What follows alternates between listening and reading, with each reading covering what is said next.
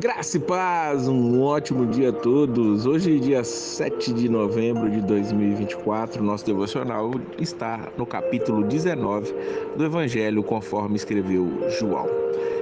João continua contando todos os acontecimentos de Jesus nos seus últimos dias. Na verdade, o Evangelho de João conta, na maior parte, os últimos dias de Jesus, tanto quanto os outros evangelhos, mas João ele tem um percentual maior disso. E aqui ele vai mostrando todo o sofrimento de Jesus. O versículo 1 diz que Jesus foi açoitado, o versículo número 3 diz que bateram nele, e ali ele foi zombado, foi acusado, ele sofreu tudo que não merecia sofrer.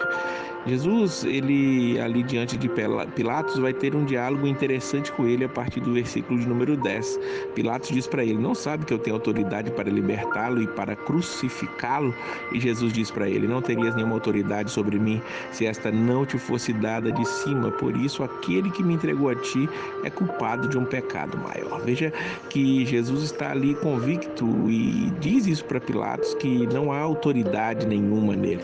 A autoridade que ele está recebendo ali vem do alto. Se não fosse essa autoridade que viesse do alto, com certeza nada podia estar ali acontecendo. Ou seja, Jesus, apesar de estar ali preso, açoitado, sangrando, machucado, é quem está no controle de todas as coisas. E Pilatos, interessantemente, tenta libertar Jesus, mas os judeus conseguem convencê-lo quando dizem para ele no versículo 12: se deixares esse homem livre, não és amigo de César.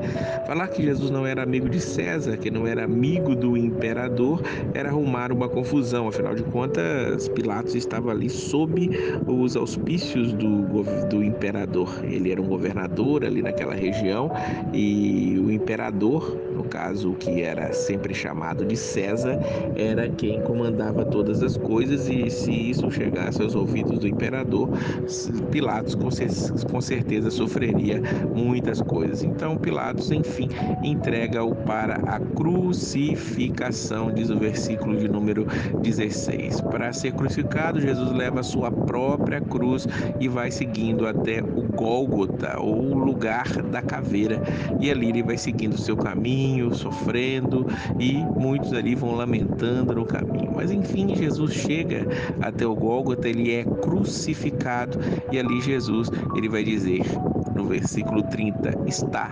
consumado. Com isso, curvou a cabeça e entregou o espírito. Está consumado, está pago, está definitivamente resolvida a situação. É o que Jesus quis dizer ali naquele momento, como se ele tivesse pago uma dívida, e foi justamente o que ele fez.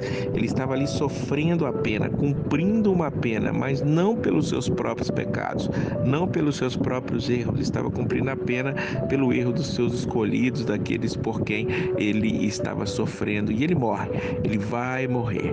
É interessante que Jesus morre no dia da preparação, e o dia seguinte ia ser o dia de sábado, e era um sábado especialmente sagrado, até porque no domingo seria uma das grandes Páscoas ali, a festa dos judeus. E aí as pessoas não queriam que os corpos permanecessem na cruz durante o sábado, e pediram a Pilatos, os judeus pediram a Pilatos que ele quebrasse as pernas para que os corpos fossem retirados. Veja que a morte ali daquelas pessoas era uma morte lenta. A crucificação era o pior instrumento de tortura daquela época. A pessoa não morria por ter suas mãos furadas, seus pés furados. Ela morria por asfixia. A maneira que ela era colocada na cruz daria sempre uma sobrevida quando aquela pessoa ali enrijecesse os seus joelhos e pudesse ali ganhar fôlego, mais um pouco de fôlego, mas ali o cansaço, a dor fazia com que aquela pessoa afrouxasse de novo os joelhos, até que ali ela fosse asfixiada, e ela subia e descia, e ali o instinto de sobrevivência ia fazendo isso. Quando a perna era quebrada, aquela pessoa asfixiava ali de uma vez por todas e morria. Mas quando eles chegaram até Jesus, Jesus já estava estava morto, diz o versículo de número 33, e as suas pernas não foram quebradas. É interessante que isso aconteceu, segundo o versículo 36, para se cumprir um versículo da Escritura que diz: nenhum dos seus ossos será quebrado. Ao invés de ter os seus ossos quebrados ali, um soldado perfurou o lado de Jesus, diz o versículo de número 34, e dali saiu sangue e água, mais uma vez, para que se cumprisse as Escrituras, segundo o versículo 37, olharão para aqueles que traspassaram.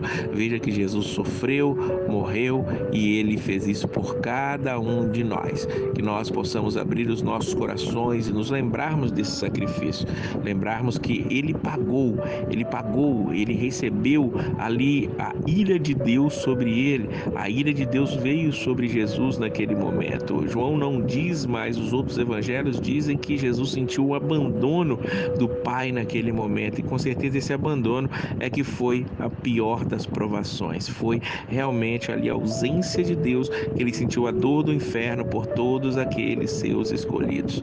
E ali ele pagou com seu próprio sangue, pagou com a sua própria vida, para que nós não tivéssemos que pagar. Agora, o quanto temos valorizado esse sacrifício de Cristo, que nós possamos olhar para ele, nos entregar a ele e colocar ele como o principal em nossas vidas, sempre nos lembrando gratamente de que ele morreu por nós. Está consumado e a glória é só dele. Que Deus abençoe a sua vida e a paz